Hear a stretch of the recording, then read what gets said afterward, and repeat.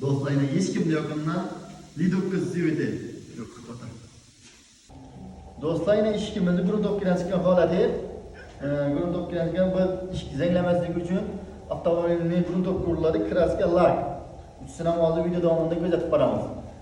İşkimiz tekis ve yaldırap çıkışı için kaynayan sudan faydalanıp yuvub alamiz buni. Üstündeki tekis bulup kızı seveti bu. En moda bo'lgan sevet.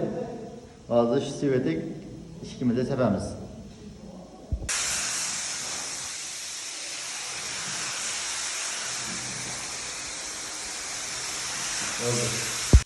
Do'stlar, yana kraskamizni sep bo'ldik. Endi xudo xolasa lakdan keyingi holatini ko'ramiz.